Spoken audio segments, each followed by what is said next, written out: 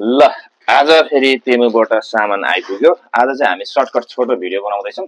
लगभग यसमा कति छ, 2टा जति सामान होला, त्यही भएर लामो भिडियो हामीले बनायौँ। कति छ हेरौँ त यहाँनिर। अब यो म प्याकेट चाहिँ अनप्याकेजिङ गर्दैछु। ओहो यो के निस्क्यो, यो बुढीको सामान निस्क्यो जस्तो छ है। ल मम्मीको निस्क्यो नि सरी हो।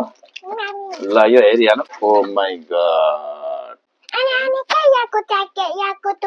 छोरी मान्छेले यस्तो लामो लाग्नु सुहाउँदैन पनि। प्यान्ट साइन्ट लाउँदाखेरि यो माथि नै बस्दाखेरि चाहिँ खास म्याचिङ हुन्छ। यो खासै लामो लाउने खालको होइन, यो छोटै लाउने खालको हो। यो चाहिँ जिन्सको ज्याकेट एकदमै नयाँ डिजाइनको राम्रो खालको रहेछ। ल यसलाई चाहिँ हामी यतापट्टि राख्यौँ। अब अर्को सामान अब यहाँनिर हेरौँ। ओहो यो त एउटै सामान पर्छ त। आमा यो चाहिँ लगभग मेरै होला होइन। यो चाहिँ मेरो ज्याकेट रहेछ। बुढीको ज्याकेट चाहिँ त्यहाँनिर जिन्सको भयो। अब मेरो ज्याकेट चाहिँ म चाहिँ फेरि पहिल्यैदेखि आर्मी कलरको मन पराउने मान्छे। ओहो ज्याकेट चाहिँ एकदम भने जस्तो आएछ। यो ज्याकेट चाहिँ दामी आएछ, एकदम दामी छ। ल जाडो महिनाको लागि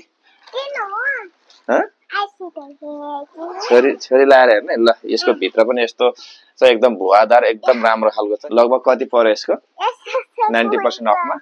अब नेपालमा किन्ने हो भने चाहिँ यसलाई चाहिँ निकै नै पर्छ। मङ्गिसमा हेरेको लगभग यत्तिकै क्वालिटीको यस्तै ज्याकेट हो, सेम होइन। लगभग यस्तो भुवा पनि थिएन। जम्मा $79 थियो मङ्गिसमा यसको दाम। तर हामीले तेमुबाट चाहिँ यसलाई फाइनली कतिमा मगाएको छौँ। यस्तै $15-20 कति पर्यो त्यति मात्र परेको। हाम्रो छोरीले लाएर पनि देखाइदिइसक्यो यहाँनिर। यस्तो दामी छ, एकदम बाक्लो पनि छ यो।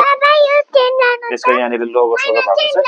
हाम्रो छोरी चाहिँ फेरि यहाँनिर लाउने अरे। अब ल यतापट्टि हेर्नु ल दर्शकहरूलाई। ल हाम्रो छोरी चाहिँ यस्तो खतरा भयो। मलाई चाहिँ एकदम मन पर्ने खालको कलर यो थियो। एकदम यो साइज पनि लगभग यो ठिकै हुन्छ। यो मलाई चाहिँ मिडियम खालको ल्याएको। ल छोरी मलाई यति लाउन दिनु त। साइज चाहिँ एकदम यो चाहिँ अहिलेसम्म चाहिँ कपडामा सबभन्दा मिलेको साइज आइपुगेको छ। यो चाहिँ मिडियम साइज गरेको थियो। ल ल लाउनु। ल म भन्दा ठुलो खाले मान्छेलाई चाहिँ यो हुँदैन। मलाई चाहिँ एकदम फिट छ, किनभने मैले लाउने त अरू कसले लाउने हो र। मलाई चाहिँ एकदम ठिक, एकदम मिडियममा चाहिँ यो चुज गरेको एकदम दामी तालले आएछ। यो चाहिँ छोरी यसरी लाउने, यसलाई चाहिँ यसो गर्ने हो, यो यसरी लाउने हो। ल यो ज्याकेट चाहिँ यस्तो भयो। मेरो चाहिँ खत्रै किसिमको छ। यसको यहाँनिर लोगो पनि एकदमै यो फौजीको लोगो जस्तो छ यहाँनिर होइन। यस्तो दामी छ यो। प्यान्ट पनि यस्तो लोगो भएको मगाएको, तर प्यान्ट चाहिँ अलिकति ठुलो आइदिएर अलिक बर्बाद भइरहेको छ। टोपी यसरी अब जाडोमा यसरी टोपी पनि लाउन सक्यो। अब नेपाल गइँदैछ, नेपालमा चाहिँ जाडो हुन्छ, त्यसको लागि चाहिँ हामीले चाहिँ टोपी भएको लिएको हो। ल सरी टोपीलाई निकालेर राख्दा पनि भयो। कस्तो छ छोरी, दामी छ। ल गोजी छ। अब यहाँनिर गोजी भइहाल्यो, यस्तो भइहाल्यो। ल ज्याकेट चाहिँ एकदम दामी खालको आएछ।